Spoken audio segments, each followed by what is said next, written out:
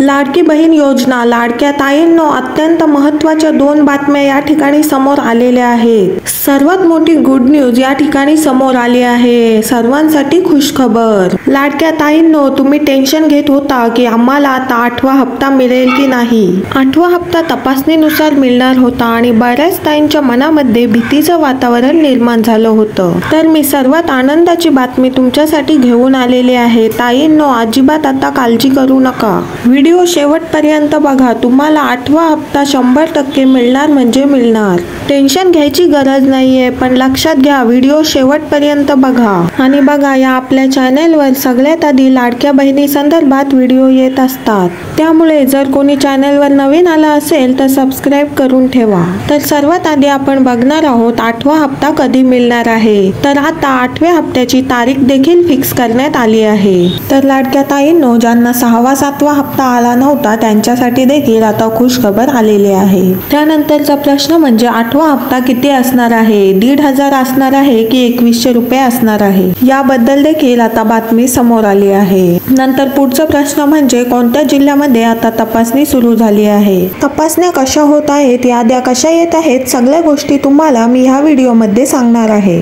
त्यानंतर कोणत्या ताईंची तपासणी होणार आहे, कोणत्या ताई आहेत त्यांची तपासणी आता होणार आहे आणि कोणत्या ताईंना 8वा हप्ता मिळणार आहे। आता सगळ्या गोष्टी समोर आल्या आहेत आणि सगळ्या गोष्टी मी तुम्हाला सांगणार आहे। त्यामुळे व्हिडिओ शेवटपर्यंत बघायचा आहे। लाडक्या ताईंनो, 8वा हप्ता तुम्हाला 100% भेटणार म्हणजे भेटणार। सगळ्या ताईंसाठी आनंदाची बातमी आहे। आता काळजी करायची गरज नाही। बरेच ताई टेन्शन मध्ये होत्या की आता तपासणी सुरू झाली आहे, अर्जांची छाननी होत आहे, तर आम्हाला 8वा हप्ता भेटेल की नाही। पण कोणीही काळजी करू नका, 8वा हप्ता तुम्हाला 100% मिळेल आणि बातमी काय आहे ते मी तुम्हाला आता सांगते। आणि हा व्हिडिओ जास्तीत जास्त शेअर करायचा आहे, कारण बरेच ताई टेन्शन मध्ये आल्या होत्या 8वा हप्ता मिळेल की नाही।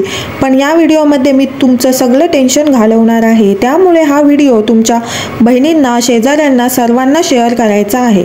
तर सर्वात पहिली गोष्ट म्हणजे जिल्हा परिषदेकडे लाडक्या बहिणींच्या याद्या पोहोचायला आता सुरुवात झाली आहे। 36 जिल्ह्यांच्या याद्या ह्या जिल्हा प्रशासनाकडे यायला आता सुरुवात झाली आहे। बरेच ताईंना टेन्शन आलं होतं की आमचा अर्ज बाद झालं तर काय होईल, यादीत आमचं नाव आलं नाही तर काय होईल। तर कोणीही टेन्शन घेऊ नका आणि लाडक्या ताईंनो, तुम्हाला 8वा हप्ता हवाय का, मला कमेंट मध्ये एकदा नक्की सांगा। तर लाडक्या ताईंनो, मला कमेंट मध्ये तुमचं नाव आणि तुमचा जिल्हा लिहून पाठवा आणि तुम्हाला आतापर्यंत किती हप्ते मिळाले ते लिहून पाठवा, कारण की लाडक्या ताईंनो आता जिल्ह्यानुसार याद्या यायला सुरुवात झाली आहे। तर आतापर्यंत पुणे आणि मुंबईच्या याद्या जाहीर झाल्या आहेत, कारण या दोन्ही ठिकाणाहून अर्ज भरपूर केले होते आणि बाकीच्या छोट्या छोट्या जिल्ह्यांच्या देखील आता याद्या बनायला सुरुवात झाली आहे। त्यामुळे लाडक्या ताईंनो, मला तुमचं नाव आणि जिल्हा कमेंट मध्ये नक्की लिहून पाठवा आणि जर कोणी चॅनलवर नवीन आला असेल तर नक्कीच सबस्क्राईब करून ठेवा। लाडक्या ताईंनो, ज्या कोणी आपल्या चॅनलला सबस्क्राईब केलेला आहे अशा ताईंना मी नेहमीच मदत करत असते। तर आता पुढे बघूया काय नेमकी अपडेट आहे, पुणेमधील स्थिती नेमकी काय आहे। सगळ्यात पहिली बातमी आली आहे पुणेवरून। पुण्याच्या कोणी ताई असतील तर त्यांनी मला कमेंट मध्ये त्यांचं नाव आणि जिल्हा लिहून पाठवा।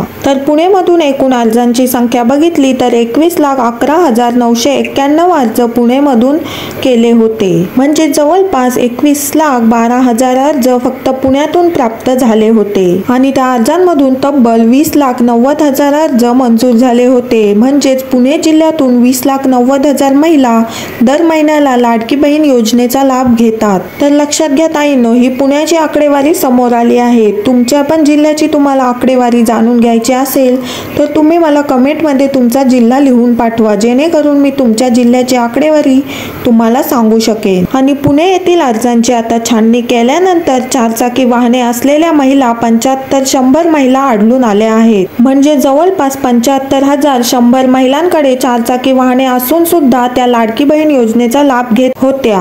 म्हणजे 20,90,000 अर्ज मंजूर झाले होते, त्यामधून 75,100 महिलांकडे 4 चाकी वाहने असून देखील त्या या योजनेचा लाभ घेत होत्या। आता त्यांना या योजनेतून बाद करण्यात आलं आहे आणि या याद्या आता जिल्हा स्तरावर प्राप्त झाल्या आहेत। तुमच्याकडे पण चारचाकी वाहन असेल आणि तुम्ही या योजनेचा लाभ घेत असाल तर आता तुम्हाला यापुढे या योजनेचा लाभ मिळणार नाही.